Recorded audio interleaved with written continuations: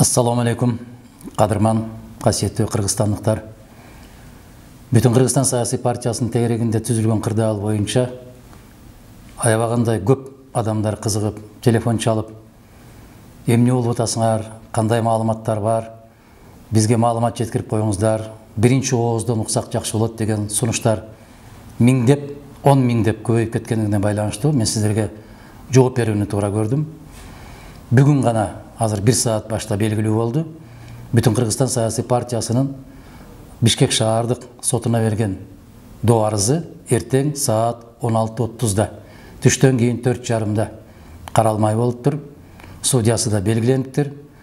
Биз 3 күндөн бери Кыргызстандагы эң мыкты деген адистер менен, укукчулар менен, адвокаттар менен олтуруп, бир жерден Бүтүн Кыргызстан саясий партиясын каттабай коюуга мүмкүнчүлүк тапкан жокпуз.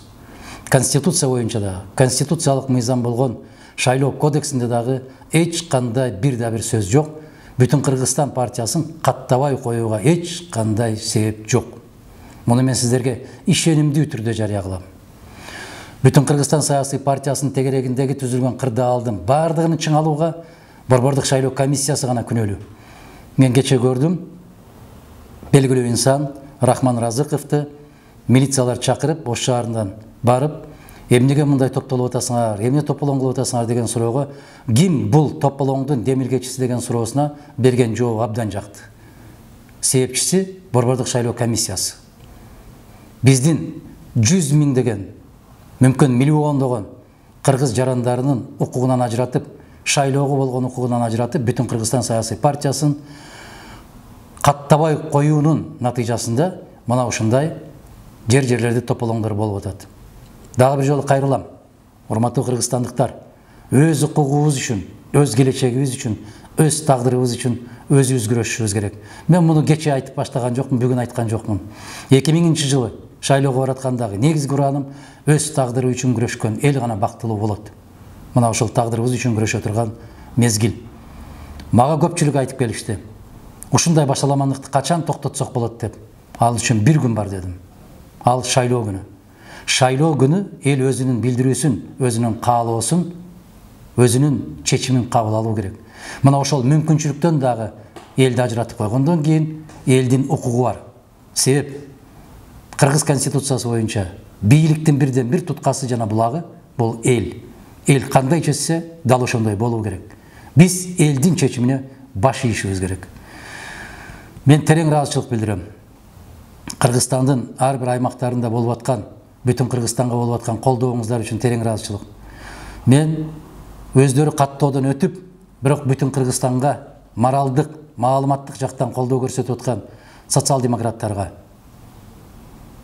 чоң казатка, реформа саясий партияларына терең ыраазычылык билдирем.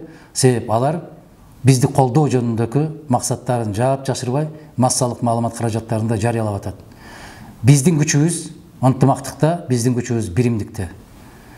Урматтуу кыргызстандыктар, эртең шаардык соту Кыргыз конституциясына ылайык, кыргыз мыйзамдарына ылайык деген шайкеш келген, адилеттүү чечимди кабыл алат деген ишенимдемин.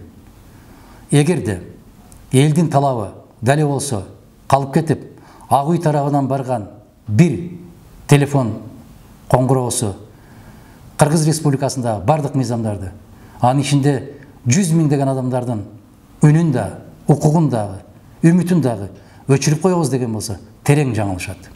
Элди эч ким токтото алган эмес. Дагы бир жолу талап кылабыз биз. Мыйзамдуулукту бекем сактаңыздар. Мыйзамдуулуктан кыйшайбаңыздар, адилеттүүлүктөн тайбаңыздар.